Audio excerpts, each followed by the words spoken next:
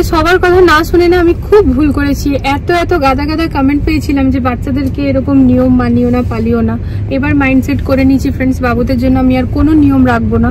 আমার চিম্পু মা উঠতে না উঠতেই চম্পক মায়ের একেবারে এত শরীর খারাপ, এই প্রথমবার। আমার বাবু কখনো এত শরীর খারাপে ভোগেনি ফ্রেন্ডস, বা কখনো ওর এরকম শরীর খারাপ হয়নি। তাই জন্য আমিও সবসময় বলে থাকি যে আমার মেয়েরা সুস্থ। তো মানে কি বলবো, আজকে সকালটা যে আমাদের কিরকম গেছে মানে বলে বোঝাতে পারবো না। আজ আমার চম্পকের প্রথম পরীক্ষা ছিল, সায়েন্স ছিল, half yearly exam, first day ছিল আজকে। আমরা পাঠাতে পারিনি, দিয়ে ওর বাবা ইআরপিতে মেসেজ পাঠালো, ম্যাম তো লিখেছে ওকে ম্যাম, এখন যাচ্ছি আমরা ডক্টরের কাছে, এখন দেখিয়ে আসি। সেই কালকে দুপুর থেকে মানে বেহুশের মতো ও শুয়ে আছে। আর আজকে সকালে যা হয়েছে ভাবলে পরে আমার গায়ে মানে কি বলবো, আমার কান্না চলে আসে। আমি হাউমাউ করে কাঁদতে লেগে গেছি। ওর বাবা আর আমি দুজন মিলে বুঝতে পারছি না যে কি হয়ে গেল আমার মেয়েটার, মানে কোনো সেন্সই নেই। তো চলো ফ্রেন্ডস ডাক্তার দেখাই, তারপর তোমাদের সাথে শেয়ার করছি ডাক্তার কি বলছে না বলছে। জ্বর তো আছে এখন 102 এর মতো জ্বর আছে, তাই না গো? 101 এখন আছে, সকালে 102 ছিল। আমি একবার জ্বরের ওষুধ দিয়েছি আর দিইনি, কারণ আমি চিম্পু মায়ের ওষুধটা দিচ্ছিলাম। চিম্পু মাকে আমি 5 ml দিচ্ছিলাম, ওটাই চম্পু মাকে আমি 8.5 ml দিয়েছি। কিন্তু আমি ভাবছি না, নিজের বুদ্ধিতে আমি দেবো না। আমি ওই জন্য বাবু বললাম চলো ডাক্তার দেখিয়ে তবেই করবো। এখন ওআরএস এর জল খাচ্ছে, আর তা বাদে নারকেল জল, আপেল এগুলো খাইয়েছি। কিন্তু এখন ডাক্তার দেখিয়ে আগের ওষুধ খাওয়াবো। খাও মা। ওষুধটা তুমি কখন দিয়েছিলে? কালকে।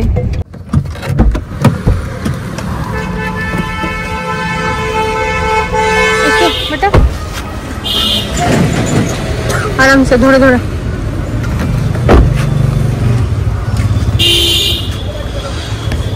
থাকো, ওকে ছেড়ো না, আমার ভয় লাগছে।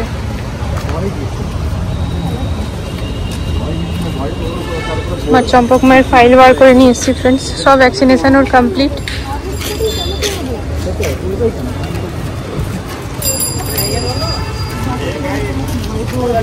ভালো লাগে বলো? মা বাবা হিসাবে মনের অবস্থা কি হচ্ছে কি করে বোঝাবো? প্রথমে ছোট মেয়ে, তারপর বড় মেয়ে।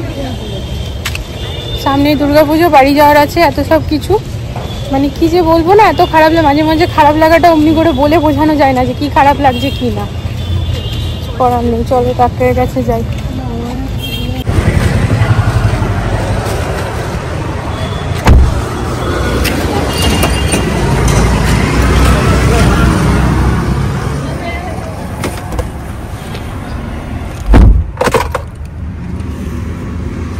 ঠিক লাগছে এখন শরীরটা? সকালবেলা মাথা ঘুরিয়ে মেয়ে সেন্সলেস হয়ে গেছে, এটা শুনতেই ম্যাম সব থেকে প্রথমে বিপি চেক করলো। বিপি নর্মাল আছে, 75 আর 120 আছে না? হ্যাঁ গো, আমি জানি না তো বিপিটা, তুমি দেখেছো?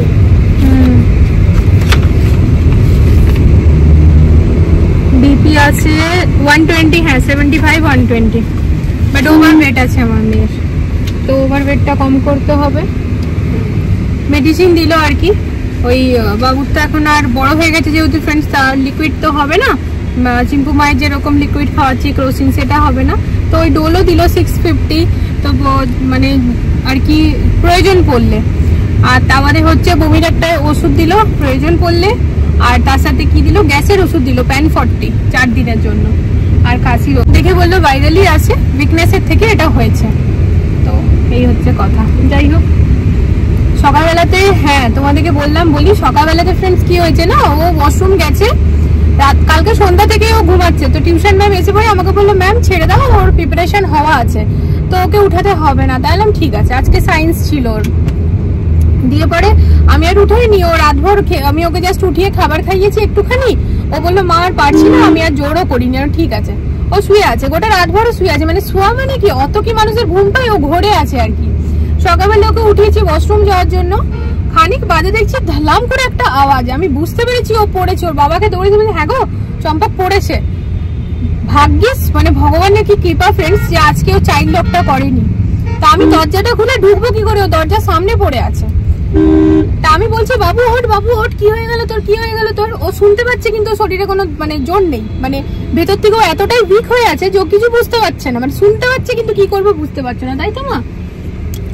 তারপরে কোন রকম উঠেছে আমার কথা শুনে, দরজাটা ও খুলছে, আমি ঢুকবো ঠিক সেই মুহূর্তেই দরজাটা কোন রকম ও খুলেছে ফ্রেন্ড। দরজাটা খোলাই ছিল, মানে দরজার সামনে থেকে সরেছে। যে আমি কোনো রকম ভাবে ঢুকেছি, আমি ওকে একটা হাতে ধরবো, ও তৎক্ষণাৎ মানে এমন ভাবে আবার পড়ে যাচ্ছে, চোখ মুখ উল্টিয়ে আর কি। আমি ওর বাবাকে বলছি তুমি শিগগিরই আসো, মানে আমি কি ওকে ধরতে পারি, ওকে পারছি না, সামালতে পারছি না। ওর বাবা এসে ধরেছে, আমি সাথে সাথে বেসিন থেকে জল নিয়ে ওর চোখে মুখে ঝাপটা মেরেছি। যেই ঝাপটা মেরেছি ফ্রেন্ডস, তখনই মেয়ের সেন্স চলে এসছে। দিয়ে ওকে কোনো রকম আমরা দুজন মিলে তুলে বিছানায় বসালাম। দিয়ে ওর বাবা বলছে ছেড়ে দাও, পরীক্ষা দিতে যাওয়ার তো কোনো সিনই নেই আজকে। দিয়ে ম্যামকে ইয়ার্কিতে মেসেজ করলাম, তারপর তো এই ঘটনা। এখানে লাউয়ের তরকারি করছি ফ্রেন্ডস, আর মুসুরির ডাল করবো রসুন ফোড়ন দিয়ে। মেয়ে না মুসুরির ডাল রসুন ফোড়ন দিয়ে খেতে ভালোবাসে, কিন্তু আজকে জিজ্ঞেস করাতে বলছে কিছুই খাবো না, ওর কিছুই মন করছে না। তো ওই আর কি এতটুকুনি খেলেও তো খাবে। লাউয়ে একটুখানি আদা দিয়ে পরে লঙ্কা দিয়ে ঝাল ঝাল করে তরকারি করবো, ধনেপাতা দিয়ে পরে, যেন মুখটা একটু ছাড়ে। সবুজ সবজি এখন দেওয়াটা জরুরি, না তো ওই শরীর থেকে দুর্বলতাটা তো কাটবে না, দুর্বল যে হয়ে আছে ভেতর থেকে ওই জিনিসটা কাটবে না, সেই জন্য। আর এই দেখো নর্মালি এত বকা খায়, সবসময় বকা খায়, টিভি দেখলে পরে বকা খায়। আর কাল থেকে বলছি বাবু টিভি দেখ টিভি দেখ, তো দেখতে যাচ্ছে না। হ্যাঁ, আর সারাটাক্ষণ টিভি দেখার জন্য বকা খায়। আর কাল থেকে এতবার করে বলছি টিভি দেখ, কিন্তু না। টিভি দেখছো? তোমরা ফার্স্ট প্যারেন্টস এরা বকছো কি টিভি দেখছো না? কাল থেকে বলছি যা বাবু যা। ওই সন্ধ্যেবেলাতে ফ্রেন্ডস আমরা কালকে মানে সন্ধ্যেবেলা থেকে আর কি, ও যে ওই শুয়েছে একেবারে রাত ভর ও শুয়ে আছে। তো এই তো আর কি, ভালো লাগছে না, আমার বিরক্ত লাগছে জানো তো।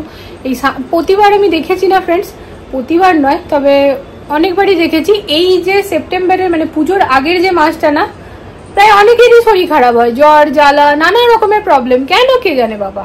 এই মাসটার বাংলা নামটা আমি নিই না, আমার শাশুড়ির আর কি ওই মাসের সংক্রান্তিতেই জন্ম, তাই ওই মাসটাই নাম করে ডাকে সবাই, তো নামই বলতে পারো, তো সেই জন্য ওই নামটা নেব না। তো ওই বাংলা মাসটা আর কি, তো শরীর খারাপ হয় এই টাইমটাতে। চিম্পু মায়ের মেসেজ চলে এসছে, চিম্পু মাকেও ইয়ারপি তোর বাবা করেছিল যে আমার মেয়ে মানে পরীক্ষা হয়ে গেলে ম্যাম আমাদেরকে পারমিশন দাও নিয়ে আসার। তো ম্যাম বলছে যে ও এখন ভালো আছে, যদি ওরকম প্রয়োজন হয় কল করব। তো চিম্পু মা এখন আসছে আর কি। এবারে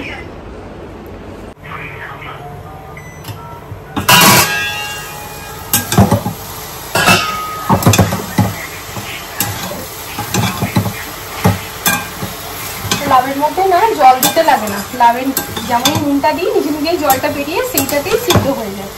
আর এই লাউ কুমড়ো এগুলোতে জল দিলে মানে তো ওই টেস্টটা আসে না। তো আজকে বানিয়েছি ফ্রেন্ডস আমি লাউয়ের তরকারি, আর তার সাথে এই যে ডাল, আর তার সাথে নেওয়া হয়েছে লেবু। মেয়েদেরকে আগে খাইয়ে দিয়েছি, তবে আমার খেতে বিন্দুমাত্র মন করছে না। আমি ওই যে লেবু নিয়ে এসেছি বাড়িতে, জানো তো এই শরীর খারাপ করে না মন মেজাজ একদম খারাপ লাগছে। এই পুজোর আগে মনে হচ্ছিলো এতদিন ধরে যে মানে এতদিন মনে হচ্ছিলো এবার বাজার টাজার যাবো, দেখা যাক। এই যে ইনাদের দুজনকে চিম্পু মা মোটামুটি খেয়েছে, আর উনি মাত্র 4-5 গালি খেয়েছে।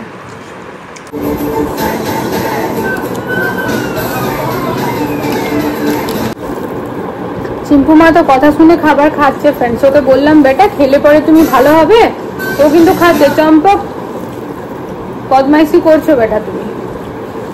চিম্পু মা কিন্তু বেশ অনেকটা ভাত খেলো, কিন্তু মা খেতে ও পারছে না। জ্বরের মুখ সবারই তেতো হয়, না খেলে তুমি সুস্থ হবে না বেটা। কি খেতে ইচ্ছে করছে বলো? বারবার এটাই জিজ্ঞেস করছি, বলো বলো কিছু, তো আমি রাতে ওটাই বানিয়ে দেবো তোমাকে। না কিছু বলবে না। এই মাত্র সন্ধ্যা দিয়ে উঠলাম ফ্রেন্ডস, আর দেখো ভালো লাগে এই আমার ঘরের অবস্থা। 2 মেয়ে এমনি ভাবে শুয়ে আছে।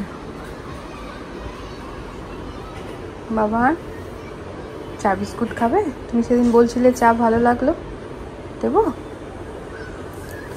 ওঠো মা, এমনি শুয়ে থাকলে কি ভালো লাগে বলো? চিম্পু মা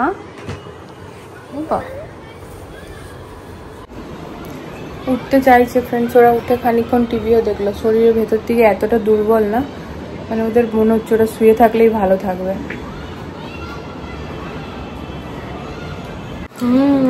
উঠেছে মা, সেম বাট ডিফারেন্ট। এই আমাদের চিম্পু মা রাগ না করলে আবার মানায় না। যতক্ষণ না চিম্পু মা রাগ করবে ততক্ষণ বোঝা যায় না এটা আমাদের চিম্পু মা, তাই না? রাগ করবে তখনই বোঝা যায় এটা আমাদের নেচার স্টাইল। এই যে রাগ করছে, না রাগেনি, ওকে একটু ঘুমাতে দাও। তারপরে বাবুকে চা দিয়েছি, ও সেদিন চা ভালো লেগেছে না, চা এনে দিয়েছি।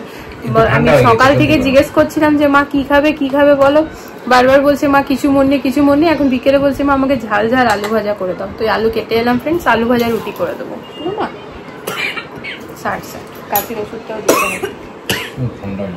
তো এখানে নিয়ে এলাম ফ্রেন্ডস আলু ভেজে ঝাল। তো চম্পক মাকে সকাল থেকে জিজ্ঞেস করছি মা কি খাবি কি খাবি, কিছু না বলে বিকেলে বললো আলু ভাজা খাবো একটুখানি মা ঝাল ঝাল করে।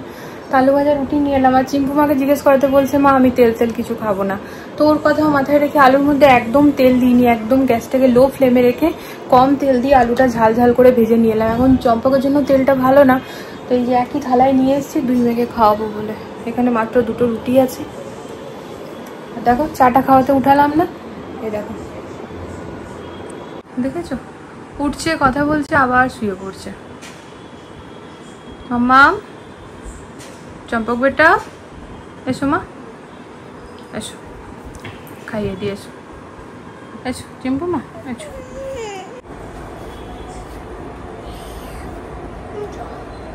জল নেই এটাতে?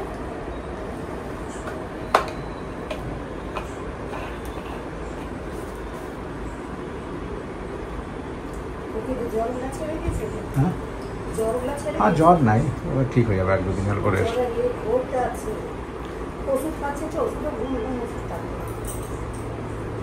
এখন বেশ অনেকগুলো চুড়িদারের পিস ঘরে জমা হয়েছে, তা 2টো না বেশ অনেক দিন আগে বানাতে দিয়ে এসেছিলাম। যখন বাড়িতে ছুট চলছিল তখন ফোনও করেছিল ওরা কি হয়ে গিয়েছে, কিন্তু তখন তো আমি নতুন কাপড় নিতে যেতে পারবো না। তা এখন ফ্রেন্ডস বেরিয়ে পড়লাম নিতে। তবে কি জানো তো আমি না স্লিপটা ভুলে গেছি বলতে খুঁজে পাচ্ছি না। তো ওদের ওখানেও তো লেখা আছে, বর বললো কিছু হবে না চলো ফোন নাম্বারটা নামটা বললেই বেরিয়ে যাবে। তো এই ডিজায়ার বুটিক এখানে না বেশ অনেক বছর আগে, অনেক বছর মানে 7-8 বছর আগে বানিয়েছিলাম একটা চুড়িদার, খুব সুন্দর ফিটিং হয়েছিল। তো সেটা ভেবে নিয়ে পরে ভাবলাম চলো তাহলে দেখি এখানেই আরেকবার দিই। তা ফ্রেন্ডস আমি তো পরে ভয়েস ওভারটা দিচ্ছি, এত সুন্দর বানিয়েছে না এবারও বেশ মনের মতো হয়েছে, মানে বাকি চুড়িদার ব্লাউজ সব কিছু চোখ বন্ধ করে দিতে পারবো। আসতে মন করছিল না, মনে হচ্ছিল পরেই যাব, কিন্তু না বাবুদেরকে খাইয়ে আসতে বাধ্য হলাম। কারণ আমার না এটা মানে এটা যতক্ষণ না বুঝতে পারবো ভালো বানিয়েছি আমি বাকিগুলো দিতে পারবো না। আর বাড়ি যেতে যেহেতু আর বেশি দিন নাই ফ্রেন্ডস, তখন না অসুবিধায় পড়ে যাব, 2টো শাড়িরই ব্লাউজ বানাতে হবে। আর এই দেখো আমরা কতটা রাত করে এসেছি, সব দোকানপাট বন্ধ হচ্ছে। তা বর আগের থেকে ফোন করে দিয়েছিল কি ভাইয়া আরে, তো আমাদের জন্যই ওরা একটুখানি খোলা রেখেছিল, বেশ ভালো ওরা জানো তো। তা আমি বললাম আমার কাছে হাতে খুব কম টাইম, 2-3টে চুড়িদারও আছে 2টো ব্লাউজও আছে, তোরা বললো নিয়ে আসবে আমরা ঠিক করে দেবো। প্রচণ্ড দরকারি কাজ ছিল সেই কারণে এসেছিলাম ফ্রেন্ডস। যাই হোক এটা নিয়ে পরে এবার সিদ্ধা বাড়ি যাব, এদিক ওদিক কোথাও না। মনের মধ্যে খালি একটাই ভয় চম্পক মা যদি বাথরুম যায় আবার যদি পড়ে যায়, না ওটা আর হবে না আমি জানি, সকালবেলায় ওটা হয়ে গেছে একবার, কিন্তু কি জানো তো মনকে বুঝাতে পারছি না, খালি মনে হচ্ছে যদিও চাইল্ড লক করে রাখতো কি হতো, ভীষণভাবে ভয় পেয়ে গেছিলাম। তা যাই হোক চলো আর কি ব্লগটা এখানে এন্ড করছি। সবাই ভালো থেকো সুস্থ থেকো, আর এই টাইমে না সববার ঘরে ভাইরাল ফিভার হচ্ছে, তো নিজের বাচ্চাদের খুব বেশি করে ধ্যান রেখো। চলো আজকের জন্য টাটা।